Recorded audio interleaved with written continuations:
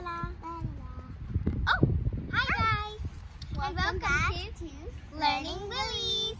I'm Ashmita. And I'm Anvita. And today we're camping this weekend. Ta-da! All 10. And we're playing campfire with our dolls. Oh yeah, that makes me think about eating s'mores. Yeah, me too. Wait, we don't have a campfire. Yeah, we can't do it without a campfire. What should we do? I have an idea.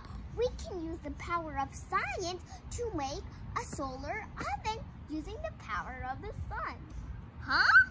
Now we're going to show you how to make a solar oven. These are the materials, so any kind of box, like a pizza box or a cereal box laying around, some aluminum foil, some plastic wrap, and then we're going to need some black pieces of paper, some sticks. You can use pencils or any kind of stick. We're going to use glue or tape, and yeah, so let's get started. So I used the cereal box, and I basically just cut, we just basically cut a rectangle, but we didn't cut this side because it has to be flat to open and close. And I'm using a pizza box that we had. So this is how you build your solar oven with a pizza box. So first you're going to put black paper on the bottom of the pizza box. So black absorbs the most sunlight. Then on this side, you're going to add aluminum foil. So the dull side is going to be like this, and the shinier side is going to be showing facing to the food. Yeah. So we're gonna put this wrap over here to trap the heat and to make sure no yucky stuff gets in our food. Yeah, but we're going to put it before, after we put the food. Now with our parents' help, we finished making our solar oven.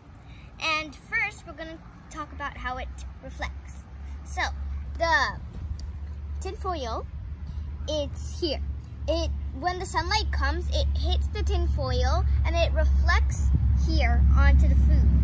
So then, the energy, the heat, it goes into the food and then it heats it up and then it starts melting. Then, when we put the plastic wrap, it creates a greenhouse effect. So it just like covers the food and traps in the heat. So the heat goes in, but it can't come out. So then it heats up the food, and then that's how it melts. And then inside we put the black paper. The black paper absorbs heat. So when we put the black paper there, the heat comes and it like surrounds the food. So now we're going to wait for like a few minutes until we see how much the food melts. And the food we put is a s'more, some graham crackers with marshmallow and chocolate, and a Dorito with chocolate. So we're going to wait. Yeah. So we're gonna compare them. Compare to the pizza box to this and see which one does better. And then we're gonna eat them. Yum! That's fun. You need a really hot day to do this experiment. Today it is 99 degrees Fahrenheit. So it's been 30 minutes and look how much more meltier mine is. Yeah, so hers, the pizza box, is way meltier. But mine, you can see here, the cereal box, it wasn't as good as hers. Yeah, but it's still not really melted. When we put we'll see if when we smash it together with another cracker. Okay, so we took ours out and it's so melty. Mine is like a muddy. So the chocolate actually melted, but the cheese halfway. It's halfway. Yeah, okay, I'm gonna eat it. Mine is like okay. I'm just gonna eat it.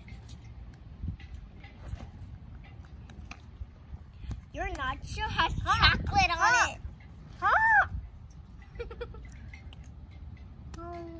Okay, that's hot. Bye. ring the bell for notifications. So you know whenever